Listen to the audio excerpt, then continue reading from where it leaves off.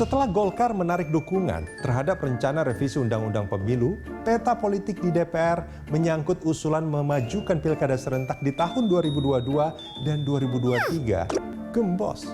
Selain punya kursi signifikan, Golkar kesohor piawai menggerakkan politik di Senayan agar sehaluan dengannya. Maklum, kenyang pengalaman sejak era Orde Baru. Sekarang praktis tinggal Partai Keadilan Sejahtera (PKS) dan Partai Demokrat yang bertahan ingin merevisi dan menggolkan pilkada serentak dimajukan. Sebelum itu, Partai Nasdem dan PAN lebih dulu mundur teratur. Secara real politics, usulan memajukan pilkada serentak telah mati angin. Perubahan suara parpol di DPR tadi bertolak belakang dengan suara rakyat.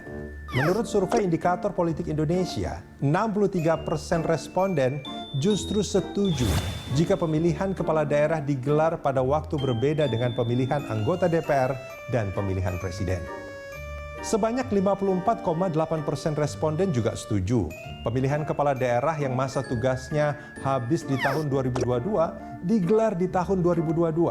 Artinya, rakyat bilang no terhadap pilkada serentak tahun 2024 yang kebetulan berbarengan dengan pemilu legislatif dan presiden.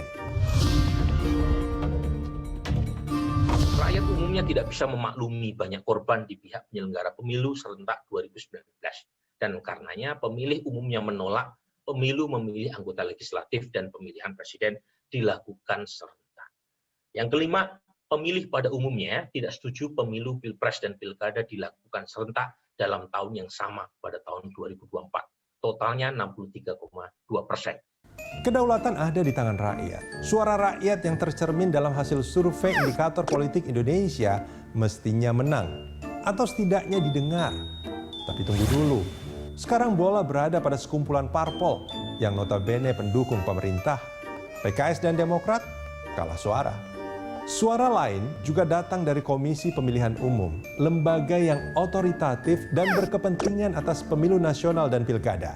Anggota KPU Hasyim Asyari mengusulkan pemilu nasional dilaksanakan pada 2024 dan pilkada serentak diundur menjadi 2026. Menurut Hasyim, ini win-win solution, sehingga pemerintah tidak perlu menunjuk pelaksana tugas atau PLT. Konsekuensinya, kepala daerah yang habis masa jabatannya pada 2022 sampai 2024 diperpanjang hingga 2026.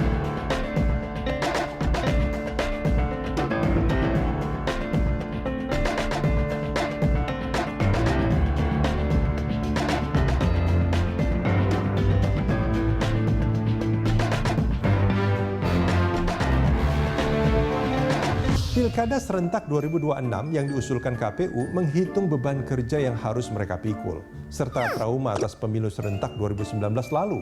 Waktu pencoblosan dan penghitungan suara ternyata membutuhkan waktu yang panjang. Pemilu 2019 menerbitkan insiden terburuk dalam sejarah pemilu di tanah air. Ratusan anggota KPPS meninggal karena kelelahan dan sebab-sebab lainnya. Tapi KPU bukan parpol pemilik suara di DPR. Suaranya bisa menjadi angin lalu jika mayoritas parpol sepakat revisi Undang-Undang Pemilu tidak perlu dilakukan. Berarti pilkada serentak tetap 2024. Tokoh seperti Anies Baswedan, Ganjar Pranowo, bahkan Ridwan Kamil harus menganggur dulu sekian tahun sebelum ingin berlaga lagi di pilkada 2024. Apapun yang menang, tetap saja partai politik.